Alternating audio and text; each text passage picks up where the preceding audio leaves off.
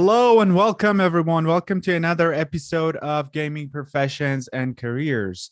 In this episode, we are interviewing BlueLizardJello, who is a content creator on YouTube. He has about 40K subscribers, and today we are going to talk to him and learn about his journey. So, welcome, Blue, and tell us a little bit about yourself.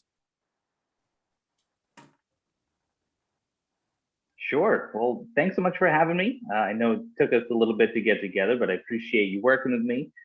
So I'm BlueLizardJello. I've been on YouTube for, well, depending on when you look at when I first created my videos, consistently for about 7 years. Realistically, I think I first uploaded about 10 years ago.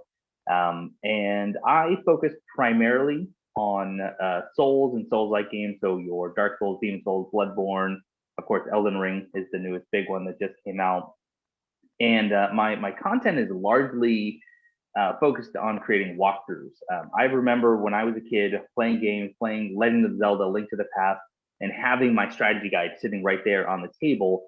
And I would flip through that, even if I wasn't playing the game. I just wanted to learn more about the game and engage myself in the process of understanding and actually really getting into the game, not just beating the game, but getting involved with it. And that's something that is largely lacking today. We still have Future Press, we still have Primo, we still have some strategy guide manufacturers, but they're fewer and further between.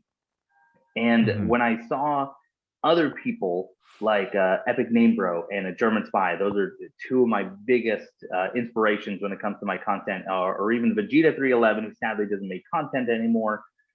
They were making these detailed walkthroughs, and as I would listen to them and watch them, it really mostly for enjoyment, I could picture myself sitting there as if I had their book open in front of me and I was experiencing the game along with them. And that's the biggest keyword I think that I have to offer is experience. I wanted to experience the game.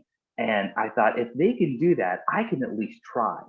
Vegeta 311, way back when, we're talking, I think it's about 11 years ago, he made a guide for the original Dark Souls called Everything Possible Before the Gargoyle, so the first real boss of the game. And he showed everything you could do, how powerful you could get, all the items you get, how much you could explore without doing that. And it was right around the time that Dark Souls 2 was coming out. And I thought, well, Dark Souls 2 actually gives you even more non-linearity to its structure early on, especially. So I wonder, how much can you do? How powerful can you get before you actually have to kill any boss, because there's not even a tutorial boss. And so I started it out. I had done a few videos before then. I tried, like everyone else who makes videos, I've tried Minecraft and I tried things like Diablo. I even tried to make it big, so to speak, on the Ouya, that little silver box that I think maybe 12 of us ever bought. And that went nowhere. But this was my first time at actually creating a series form of videos. And I just started, I would practice, I would take copious notes, and I wanted the run to be as near perfect as it could. And ultimately, I put out a guide called Everything Possible Before a Boss in Dark Souls 2. And I would say that's probably where at least 50% of my current subscribers come from, was that guide series. And when it came to an end, I had other people, or I had people on the video saying, well, why not just keep going? Now they've shown us everything possible before a boss. Why don't you show us everything possible in the game as a whole? And I said, you know what? Yeah, I'm having fun with this. Let's do it. So I did. I made the Everything Possible series for Dark Souls 2. And then when that concluded, they asked me for the original Dark Souls, which is my first foray into the Soul series anyway. And it's just kind of gone from there. So my guides, Everything Possible, have covered Dark Souls 1, 2, and 3. They've covered Sekiro. They're about to cover Elden Ring once I can get around to it. And they've been featured on different wikis, and I've been featured in a couple different gaming articles. Mostly for how comprehensive they are. Because my biggest takeaway, and I've already used this word before, is I'm not someone who's going to write a guide to show you how to beat a game. I'm not going to show you how to get all achievements or trophies. That might happen along the way, but more importantly, I want to take these challenging games. I mean, for crying out loud, Dark Souls moniker was prepare to die. And if that doesn't turn away, your more casual gamers, I don't know what will. But I wanted to show that absolutely anyone can make it through these games, can enjoy these games, and more importantly, can experience these games if they just know what to look for. That's what I want to do in my videos. So I've been doing That's that for years now. Sorry, go ahead. that's very interesting. There are a lot of points that you discussed, and I want to get to them one by one. And Sure. so the most important point was that you tried different things until you found your niche, Yeah. right? And this is sort of happened spontaneously, or it was something that maybe people told you, or how did it happen? Did you plan Um, for it? no, I absolutely didn't plan for it. I had always wanted to. I wanted to be a YouTuber, and I Okay. loved watching YouTube. And you know, a lot of people, and I know we're going to get to this later, so I'm not going to go too deep into it. But a lot of people still see YouTube and watching game content as an absolute waste of time. How Yeah, that's different than sitting down and watching sports content, exactly. that's neither here nor there. I'm sure we'll get Exactly. into that. But Exactly. I loved it. I mean, that's truly, I would sit down and watch that type of entertainment as if I was watching a television show or a movie.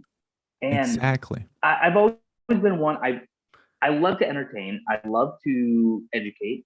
Like yourself, I do have at least a background in some training and development education, not nearly to your degree, but I was thinking, how can I incorporate that into becoming, or at least trying? So yeah, I tried Minecraft, I tried Ouya, I had Diablo, just some oddball series out there that I made one or two videos and they went absolutely nowhere. I even my Minecraft, I think the title was something along the lines of "OMG, no way I'm on YouTube." I mean, about as Yeah. cliche, clickbait, and cringy Yeah. as you can imagine. And then I took a break for a while. It was probably a good year and a half, maybe 2 years after I let those videos out to when I found Dark Souls 2. But really, what happened was when Dark Souls came out, my friend who I worked with at the time, I had never heard of the Souls game. I didn't play Demon Souls. I had never heard of the upcoming Dark Souls, but he subscribed to a certain game magazine and he heard of it and he said, "Hey, you like tough games? There's this new one coming out from Japan that's supposed to be the hardest game ever created." And I ordered it and it's coming here next week. And I said, "Great, I'll come over. I'll watch you play." He said, "No, I ordered it because I want to watch you play." So he actually Okay. ordered the game, and then every Wednesday, since we shared the same schedule, I would go over. He would never touch it. He would power on the PlayStation 3. He would make us some cappuccinos, and he would sit down and watch me play. And I struggled a lot, but we learned together, and I got to share tips and tricks with him. And so I think that was kind of the first steps. And then when Dark Souls 2 came out, and I had a better understanding, at least from a consumer standpoint, of how YouTube works, that's when I thought, well, if I can show one person how to enjoy this style of game, maybe I can show Yeah. hundreds or thousands Yeah. or millions, who knows? So yeah, Absolutely. it was Absolutely. kind of an organic evolution. Absolutely. So and also like I loved your analogy to like watching video games to sports or a movie. This is absolutely true. This is absolutely Mm-hmm. true. Now what I see is that, and it is becoming a trend. Like right now, people can allocate their attention to different things for entertainment. They can watch, you know, on-demand concerts. They can watch on-demand movies, shows, TV series, those kind of stuff. Sure. Even sports. Although they're taking place, you can watch later anytime you want. And this is the same thing with a game. I mean, that Mm-hmm. analogy is very true. A lot of people, there was a girl in my cohort. She was 1 year above us, uh, and she would spend the time during her breaks watching other people playing Candy Crush, and she was like, I'm not playing this game, but I would enjoy watching others playing the game. Yeah. And she was having fun. I mean, I was like, Sure. okay, that's cool. I mean, others, it's like you're watching Game of Thrones or Breaking Bad and a break or something on Mm-hmm. Netflix. Some people like to watch others play, or just watch video games. It's kind of Right. entertaining. And I love that analogy. And I think that is one of the strengths of being a content creator. It is like you are a showman or a director of a show. You're creating that, putting it out, there are audience for it. Even sometimes maybe they would pay a subscription fee just to watch you continuously, and that's very powerful, I think. So Hmm. thank you for noting that out. And so essentially, when you started creating these walkthroughs, okay, was it recently that you started gaining a lot of attention and subscribers? Because you said like once you started creating this, like 50% of your subscribers came from that single walkthrough series that you had. It sort of boosted your channel. When did you Hmm. start doing that? And do you think like COVID played a factor there in having, bringing you more subscribers because maybe people have more time at home? Sure. Sure. So Dark Souls 2, that series came out. It's about 7 years old at this point. And I got a nice boost because actually I had a few different wikis linked directly to my playlist. I know I was Okay. featured on the IGN wiki. I was featured on the wiki.wiki, even on Facts for Life, which is the biggest Souls wiki that's out there. I mean, huge. I was going from, maybe 7 to 10 subscribers a week if I was lucky. And then suddenly I woke up and I was getting 150, I was getting 250 a day. And that, Wow. that went on for a good while. And then, it tapered off. But when you look at the metrics, and I don't have them pulled up in front of me, but you absolutely do see as soon as the, safer at home and then the stay at home mandate came out, there Yeah. is a steady, you can see that average line just go up and up both in viewership, length of viewing, and in subscribers. So, yeah, the pandemic absolutely did assist me. So I'm sure it helped everyone across the board. And now I've hit another plateau. Elden Mhm. Ring, which is the biggest game that's come out Yeah. in several years, at least for my style of channel, definitely helped to boost that. But on average, the growth is fairly slow, and I have to say, I'm sure we'll talk more about the journey a little bit as we go. I've not been the most consistent content creator at Okay. all. I mean, there was a time after my success, if you will, of Dark Souls 2, and Uh-huh. then I did Dark Souls 1. There were some things that happened in life where I had to move into a much smaller space. We then found out we were having our first child, so things got very hectic very quickly, and I went, in the height of all, nearly 2 years without producing a single video, I which see. really should have been the nail in the coffin at that point. But it was something that I loved. It was something that was still a passion of mine. And once got a little bit more settled, I jumped right back in. I jumped back in as if nothing had ever happened. But even now, having a career, I do have a job outside of this. This is by far from my full time job. Having now 3 kids of my own, and a number of other kind of hobbies out there as well. Yeah. My time is limited, so when I look at prioritizing and how much time I'm able to dedicate to creating videos or even playing games in general, that's one of the first things that has to give. I will not sacrifice family time. I will not sacrifice my own mental well-being. And even my full-time job. I mean, there are times when I can get away with a little bit, taking time off here and there, but largely I have to be smart about my priorities. So sometimes video creation takes the back seat, at least for a time until I can settle down again. I see. Yeah, that absolutely makes sense. So yeah, I had to put aside. I used to be a hardcore World of Warcraft player, and I had to completely put that aside for Hmm. 6 years. I mean, still I don't play it. I didn't get back to it. Now if I find time, I play games that are, that wouldn't be as time consuming as Sure. RPG games, if that makes sense. That's because my time is limited. But yeah, during the PhD, I had to completely put that aside because, I mean, it was a very different environment. And I totally understand when people say, okay, life happens. I totally get it. So, had you continued, you could have been one of the top YouTubers. Don't you agree?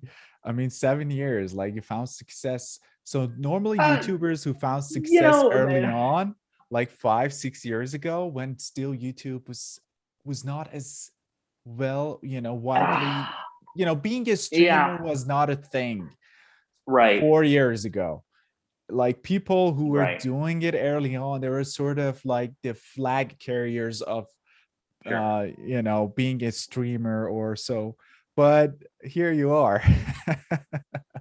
Possibly, but although, you really have to think, people like PewDiePie, I mean, they've been going hard, what, 12, 13 years, maybe even longer at this point. So, yeah, I mean, it was still early. It's kind of like the whole Lyft and Uber thing, Yeah, jumping in when Lyft and Uber first started, you could be doing very well for yourself right now.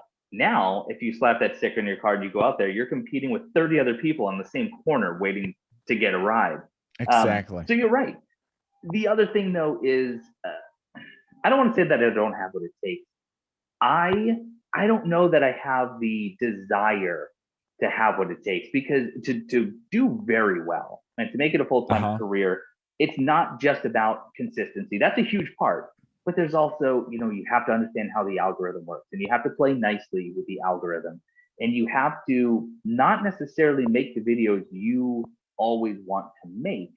Sometimes you have to Exactly. make the videos that YouTube wants you to make, 10 to Exactly. 12 minutes, ads every 45 seconds, clickbait thumbnails. And that's not me. It's never been me. It'll never Yeah. be me. I won't sacrifice my brand that I've cultivated to gain an extra 10, 15%. I won't do it for, 1,000% increase in viewership. I just Yeah. won't.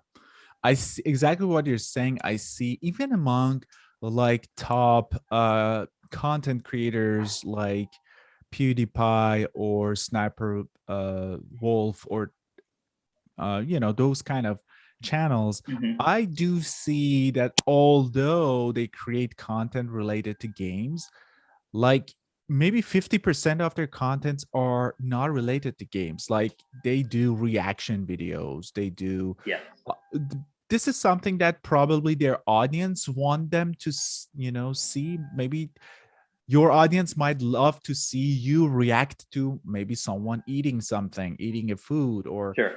something, watching a video that is fun or something like that. Your audience might like it. But I agree with you, some people are like, no, that's different from my Mm-hmm. goals, so I'm not going to do that. I think it Right. depends. It depends how you see yourself, what are your goals and stuff like that.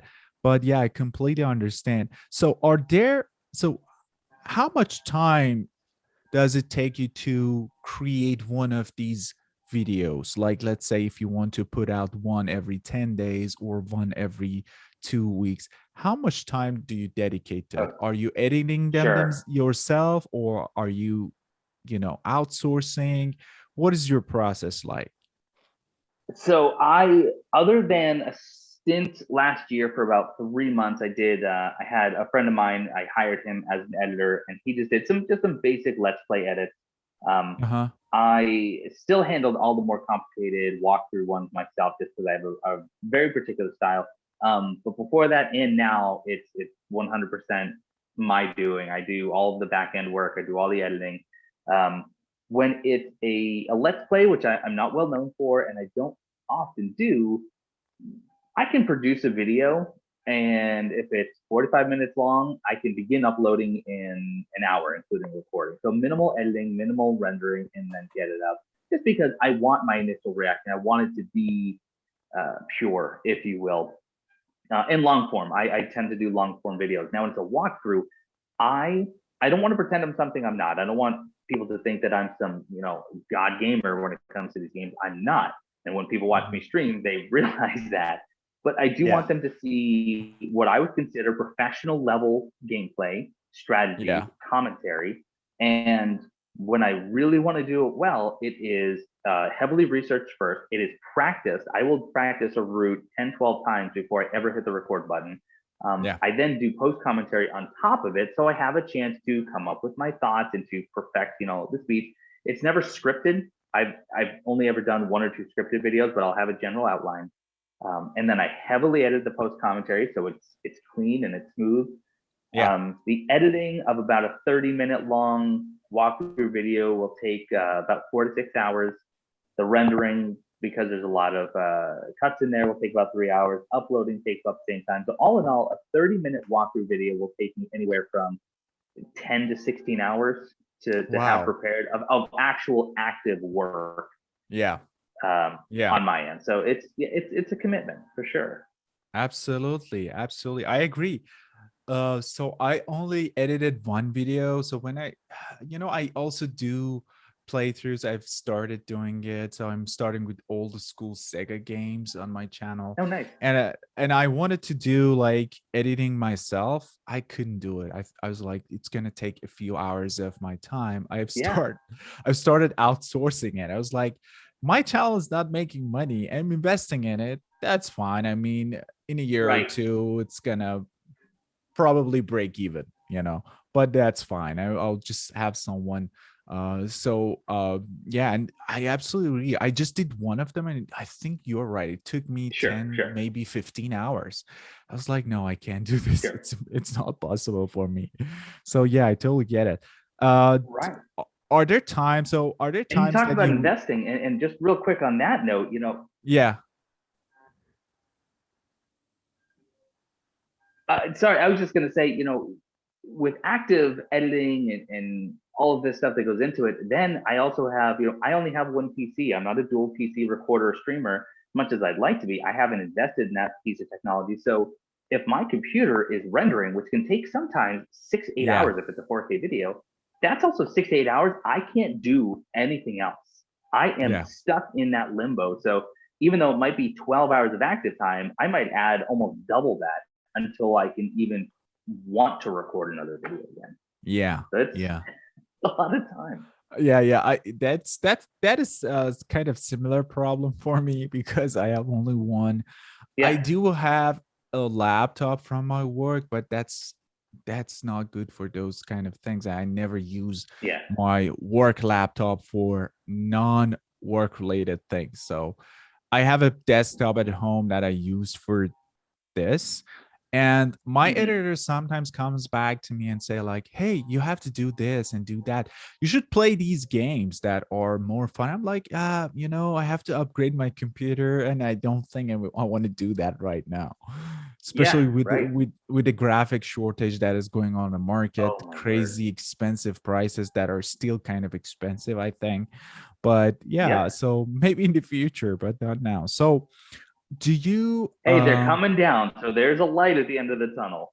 yeah, I'm hearing, but I think we're still not there. Maybe they're coming down because of a lot of things going on. I don't want to talk about it. I'm not going to open it up. So I wanted to say a Right. recession is coming. No, we're not going that direction.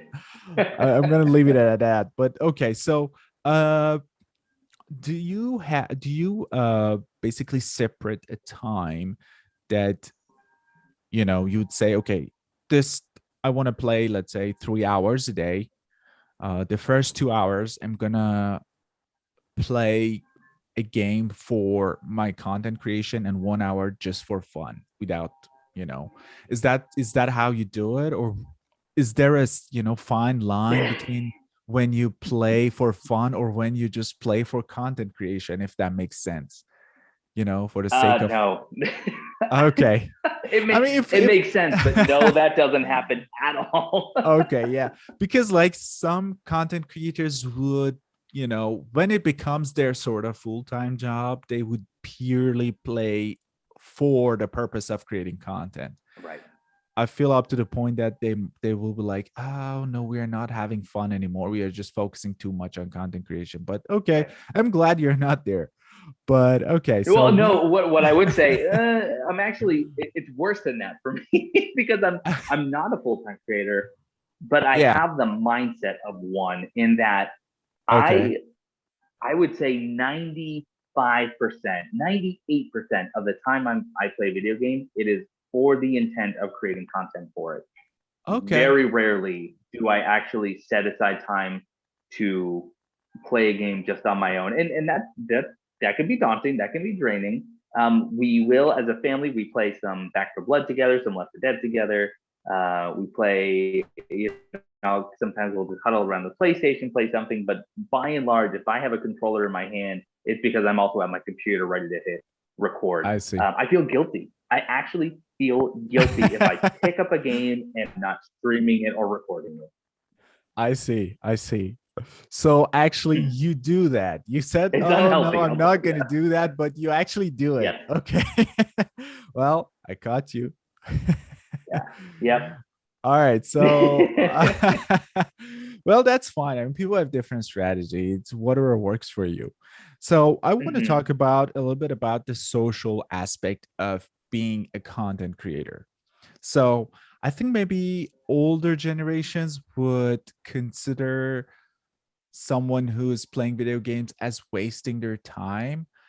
If, like, my mom or probably your mom would have told us or still tell us that you're wasting your time playing video games. My dad used to tell me all the time, my mom, like, what are you going to do with your life? You're wasting your time, you're burning money and everything. But I think the mentality is being shifted. What is your experience? So what was your experience in the process? uh, Yeah. from your Ah, parents to now your own family? sure. All over the place. So let me tell you. So my now wife, when we were dating, and at some point during the courting process, you always tell stories about your ex. It just happens.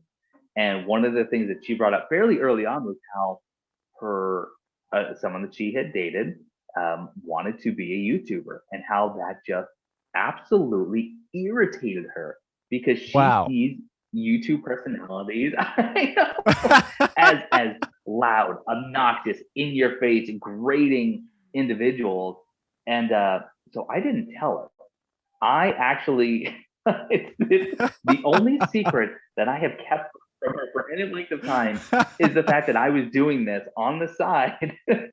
Okay. I mean, I think we were together. Actually, our first child was born before I ever told her. I had to lock it in with a kid first. For our Um, audience, you but should now not do she's super proud, this. and she Yeah, I understand. So no, not I'm just recommended, not recommended at all. yes. I was just so afraid that she was going to consider me as one of those loudmouths, and Okay. uh, it it's nice though, because so she's a creator herself, not a digital creator, but she's an artist. And Okay. when I finally broke down and told her, she actually likened it to her own journey of people thinking that she was wasting her time creating art and creating something that, even though other people might enjoy, she would be better suited doing something else, going into the medical field, which is where she was originally headed. And so now we actually have these similar stories, and she's super proud of the work that I do. She's hugely supportive. Will actually, make sure that I have dedicated time to take care of these things, and it's it's been really fascinating. And then we have, of course, our 12-year-old who just thinks it's the greatest thing since sliced bread, and he would love to join the group someday. And then it's still, while family knows about it, some of the family, it's not actually my doing. I have been ashamed, I guess, because I anticipated their response to be a negative one. And so Okay. it was actually through like my wife sharing things like, "Hey, Mike, aka BlueLizardJello, is streaming this game, or his new video just came out. You should check it out." And they found out through that grapevine. And they've asked me some questions, and but it always comes down to money with Yeah. them. And I'm not slamming my family or friends or anything, but it's in terms of content creation, and playing games for YouTube. It's only a waste of time if you're not making money, and if you're making money, it's Yeah. not a waste of time. You can't just Yeah. do it for the enjoyment of it. Yeah. So ultimately, those conversations always end up, well, how much do you make doing that? And I don't have a problem talking about that. I mean, there is a financial benefit to it, of course, but it's not why I do it. And I would happily do it if it didn't bring me anything. I did for years. Yeah. Yeah. Absolutely. So Everyone, you're listening to Gaming Professions and Careers. We are going to take a short break and we'll be back in a few seconds. All right. So, welcome back, everyone. You're listening to Gaming Professions and Careers. We are interviewing BlueLizardJello, who's a YouTuber with 40K subscribers. So, we talked about his story and journey so far. We talked about some social aspect, like still it seems that being a content creator is still a challenge today. Right, Blue? So at the end of the day, parents, family, friends would ask you questions about like how much you're making and things like that. So uh, do you think that would go away at certain point? Let's say when you have 100,000 subscribers and you make a good money, would you feel more confident about talking about it, even with your friends, boss at work, at your W-2 job? Would you feel more confident about talking about it more openly? Or do you think this is something that you would rather keep hidden for ever? That's a great question. I don't know at what point that comfort level would sink in, Uh-huh. because apart from just the financials behind it that they always want to know about, there's also just that stigma that we The talked stigma. about briefly, and that it's a waste of time. First off, a lot of these family members and friends, they have either never enjoyed video games or they enjoyed it in their youth and they've given it up Yeah. for whatever reason. It's not the adult thing to do. That's a childish thing. You have to put it behind you. So to take it a step further and to not only play games but to record it and then to share it with others, so they don't even necessarily play the game, they just watch you play the game. They can't think of anything that's a bigger waste of time. So even when or if I were to bring in substantial money from this and could consider it a viable, even a part-time job, because right now the pay for a part-time job for the hours put in is pretty terrible hourly when you look at it. Yeah. But even if that improved, I don't know at what point I could, walk around, I don't know, with a piece of merch. I have merch, but if I had merch, I don't know if I could walk around with a piece of my own merch and, show it off to friends and family. It would take a real shift in attitude that I don't know when I would do that. Okay, so basically you have no advice for new content creators if this is one of their obstacles. Okay. Here's my. It's gonna have to be one of those do as I say and not as I do, because here I am raising my hand saying I'm still nervous to share that part of my life. Yeah.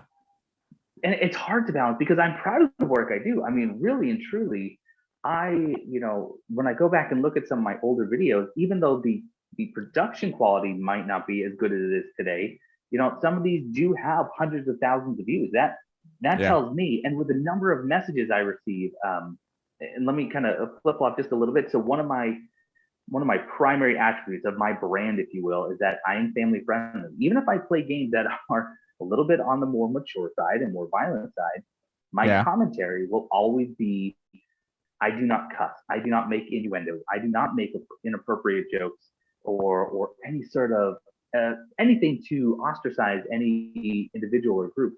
I want Yeah. people to sit down and enjoy it no matter who they are, their background, their worldview, their age. It doesn't matter. And I've had Yeah. so many moms and dads and uncles say that they've actually sat down with their children or their nephews, their nieces, and they've enjoyed it as just entertainment for the family. And that's huge to me. Mm-hmm. And I'm proud of that. I really and truly am. And maybe that's the shift that I need to make. So here I am, I'm giving advice to me, not anyone else listening. Maybe I need to go with that and say, I have done quality work.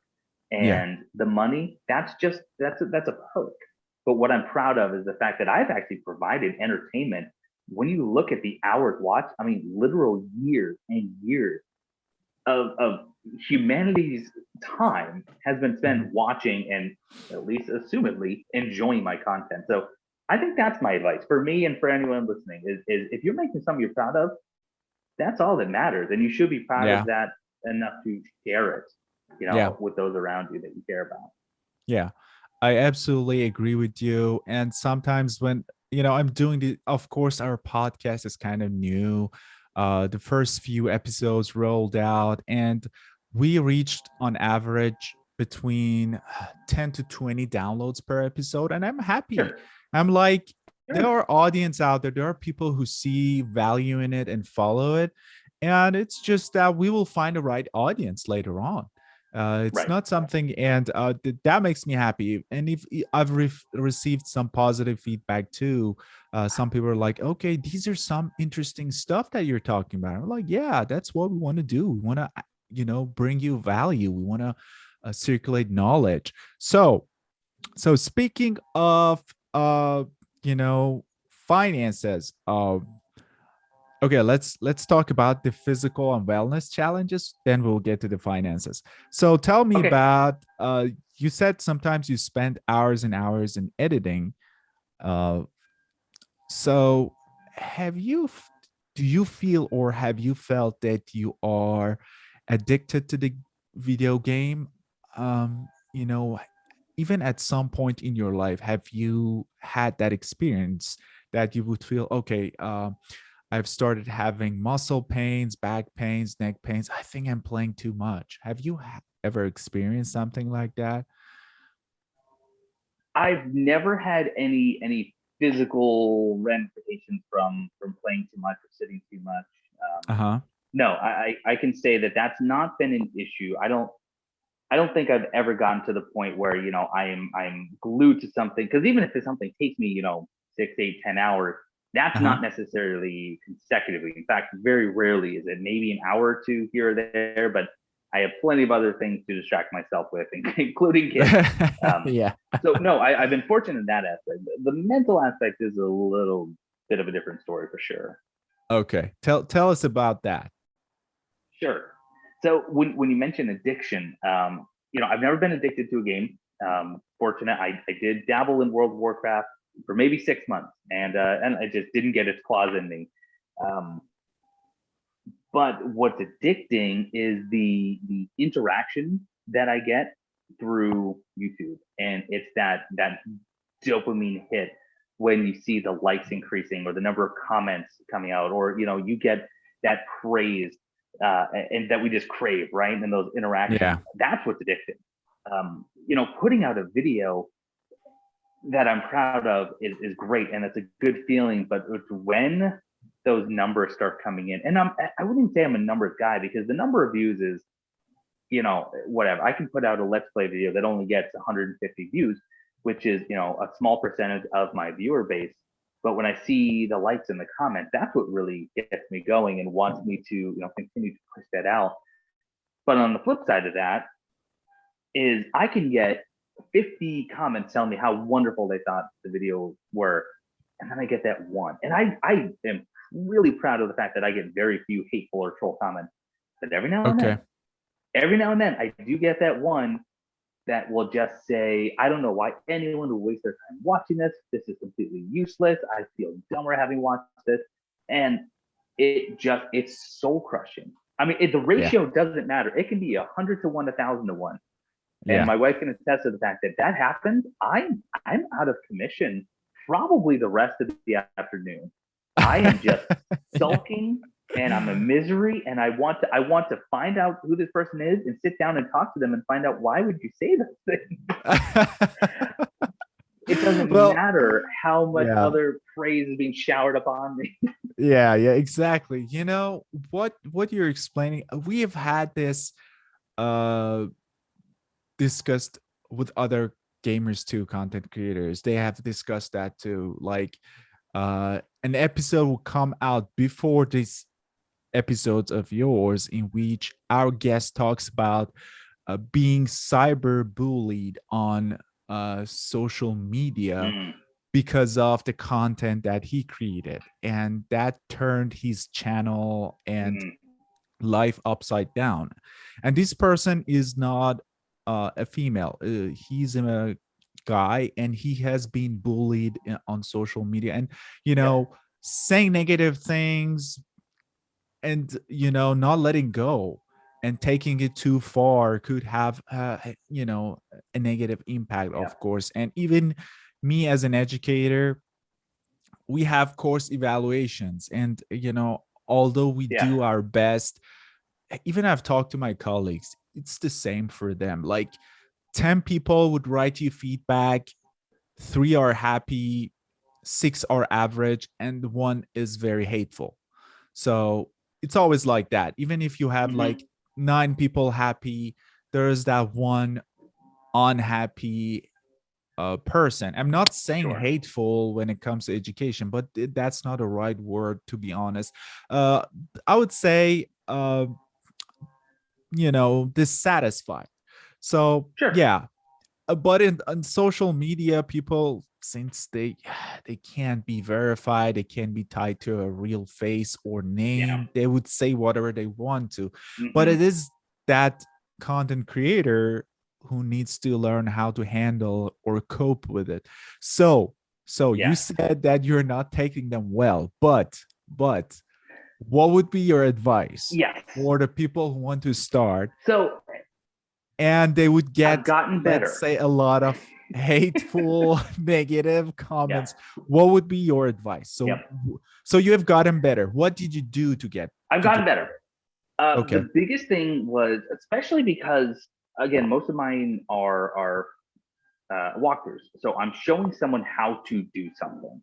Uh-huh. And when I get a comment that cuts me deep, it's usually, I missed something, or I misspoke, or there's a better way of doing that, and it's just written in a way that it just gets under my skin, and it's almost an attack. So what I've done was, if it's something that's truly vile, which I have maybe had 5 of them in all of my tens of thousands of comments that I've gotten. Hmm. If it's truly vile and something that no one's eye should see, I feel no problem, no shame getting rid of them. I just delete the comment. It's gone. It never existed. I'll even Okay. hide the user if it happens more than once.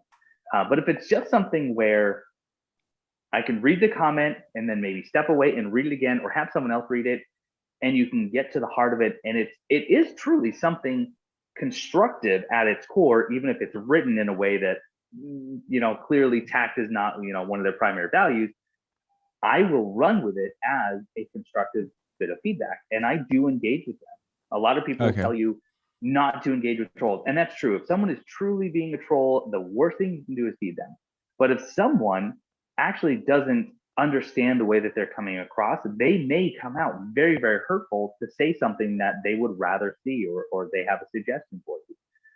Yeah. So I would say that my advice is, read it, take a breath, or take a step away, have someone else read it, and come back and try to understand what the message is.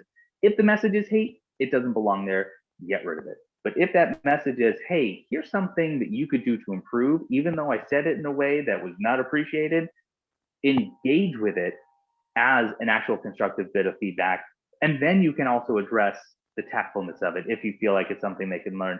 And I've turned some massively negative interactions into positive ones. I've had people who actually ended up joining the Discord community, and I talk to them to this day because they just didn't even realize what they were saying was coming off that way.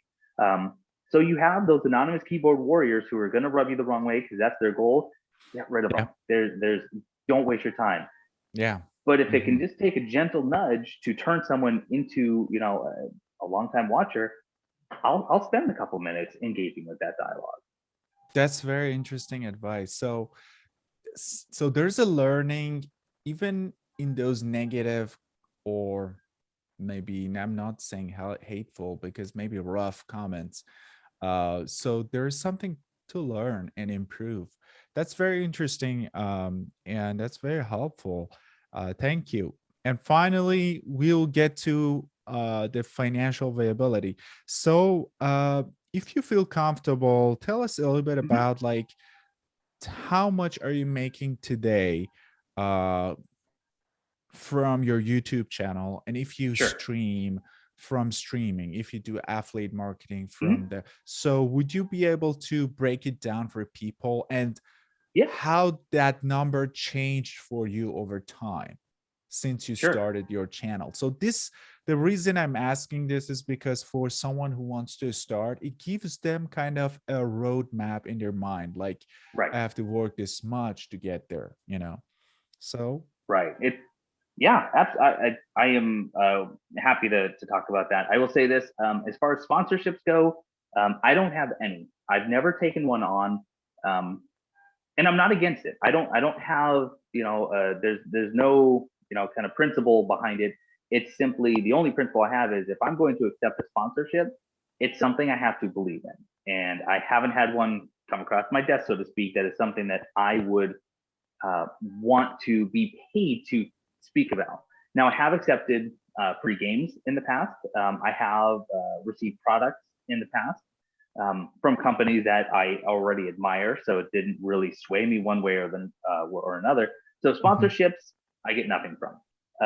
Affiliate links or affiliates, so I do have like partnerships with Games Planet and Goodman Gaming, and even Epic. I do have a creator code on there. Truth be told, I have made maybe $150 total in all my time doing that, just because I don't push it. There are links that people can find, but I don't really push it just because that's never been my brand. I keep using that word, but it's true. While I do Yeah. have ads that run on the channel, you're never going to hear me say, and now a word from our sponsor, or please watch this next commercial, or hey, thanks to Green Man Gaming for sponsoring. It just doesn't happen. I'm not against it, and I don't think that people are wrong for doing it. It's just not who I am. So Yeah. there's that. I did Patreon. I actually only just recently suspended Patreon because I'm not sure I want to continue down that road. Uh-huh. Only because I see Patreon as a give and take. When you become a patron of someone, you're not necessarily buying anything from them, but you're supporting them for the perks. They always have perks of you get videos early, or you get exclusive videos, you get Google Hangout time. Hmm. I could never come up with a perk system that I was comfortable with. One of the values that I've had on this channel ever since the beginning is I will never ever paywall anything.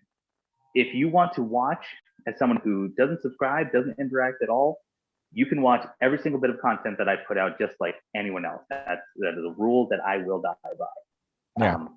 So I've suspended Patreon for now until I can come up with either a perk system or just let people know, hey, I'm not going to have perks. If you want to support me through Patreon, that is purely a decision on your part because you want to support the channel and you believe in what we're doing. At its most on Patreon, I was making about $120 a month, with about 25 to 30 patrons. On YouTube now, it has jumped significantly because of Elden Ring. For the first time ever, I just peaked over $1,000, actually over $1,100 in a month worth of content when Elden Ring came out just a couple months ago. And this month is tracking to again be over 1,000. But on average, for the last several years, and it changes throughout the years. I'm sure you've seen with other people that you've talked to. January being very, very low, typically Yeah. about $300 to $350. But I would say if I were to average out over the year, just from ad revenue, roughly about $450 to $500 on average. And then Hmm. if I stream, which I don't do consistently, with the members that join, which is a paid subscription on YouTube, and super chats, I probably average about $50 or so, give or take a stream. So not huge numbers for some of the time that I'm putting into it.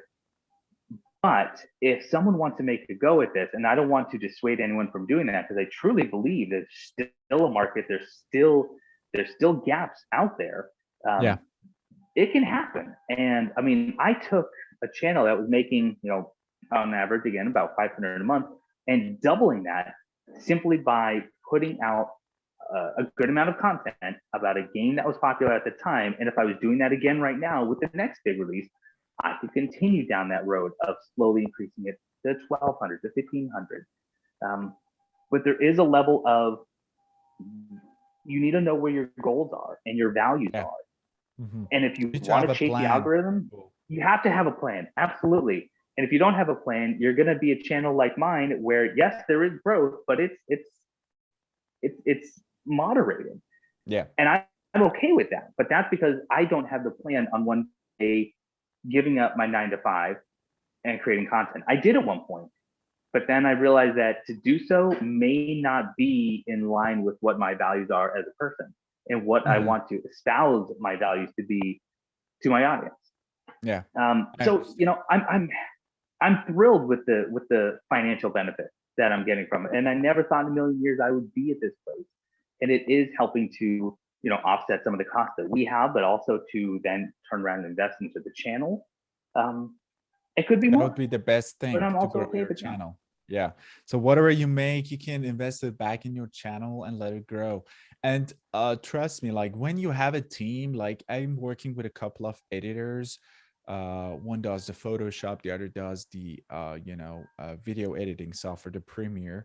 And they are very good. They also give me, they are young, they are gamers, they follow tons of YouTube channels, and they continuously give me insights, recommendations, like you can do this, do that. Although, Yeah, I would say 50% of them wouldn't align with what I really want to do with my channel. But sure, again, it wouldn't hurt to have your team and listening to their ideas. That they would absolutely, make you more successful. Maybe that's something that you would consider. So, happily. yeah, great. So we talked about the income a little bit, and thanks for sharing that. Uh, so which platform do you prefer? You talked about Twitch. Do you like YouTube too, or do you prefer YouTube to Twitch? Have you thought about doing Facebook gaming? So what are your thoughts? Um, so I've never done Facebook gaming, and as someone who is trying to actually cut back on social media, I haven't had Facebook in in about a year now. So I probably wouldn't go that route. And it's more for my own well-being. Honestly, my mental state was taking a real hit on Facebook in the last few years, so I'm happier without it. I've gone back and forth between YouTube and Twitch several times actually in the last 7 or so years. But right now, and I'm pretty happy with this, I'm 100% on YouTube. Any streaming I do is actually on YouTube, the YouTube Yeah. gaming platform. And the biggest thing is it's easier for me. I have everything on one platform. I don't have to worry about creating streaming settings for another platform and encoder settings for another platform. I then have all my content in one place. So if I want to pull a stream and create a VOD or create clips from it, I don't have to export it or download it and lose some quality. Plus, I had built the audience here on YouTube, whereas on Twitch, I would maybe get 20 or 30 people to tune into a stream. But now because I have, 38,500 subscribers, I can get 100 to 150 people on a casual stream. And it's a lot more engaging that way. So really just for, I would say pure, um, consideration and just pure ease of use, I'm 100% on YouTube now. And I'm happy with it. That's great. So almost like 1 to maybe 0.5% of your YouTuber audience would follow you or join your Twitch streams. That's interesting. And So I was trying to cross promote, and it didn't gain any traction. And I'm not upset about that. yeah, People who are on YouTube, it seems, want to stay on YouTube. yeah, yeah, exactly. So I mean, the audience are kind of different. They could have Sure. overlaps, but they are different. So a couple of concluding questions.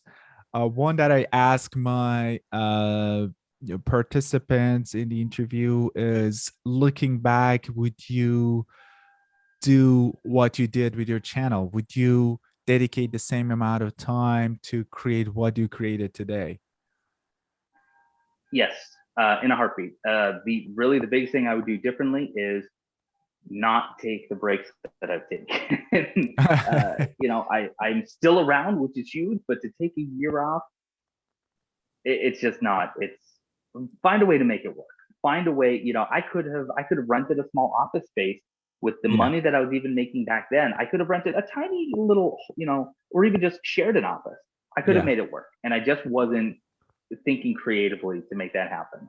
yeah. I'd still put in the time. I would just be more consistent. I would love it if I could look back and see, okay, I was producing 10 videos a month, and I've done that for the last 7 years, and here's where I'm at now. I'd be in a much Yeah. different place than taking a few months off and then producing 200 videos in a span of 2 months, which I recently did. But yeah, consistency is the biggest change I'd make, hands down. Consistency. That's a good advice. So, Yep. and if you want to give one piece of advice to the people who like to start or they are new at this, at gaming content creation, if only you could give them one advice, what that would be? You know, when you talked about this before you started recording, I was going to say just start. But I feel like that's a pretty common bit of advice. Just start, just pick up your phone, just hit record. But what I will Okay. actually say is find out who you want to be.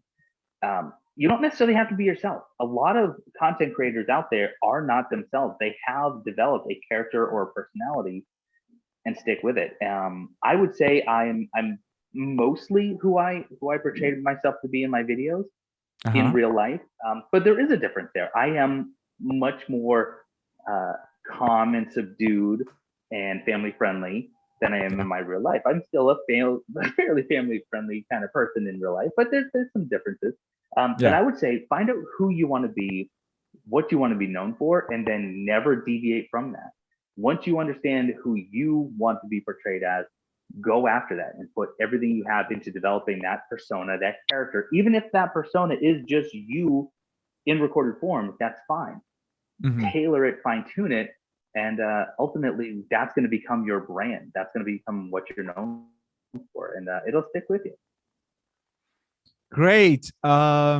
Everyone, you're listening to Blue Lizard Jello.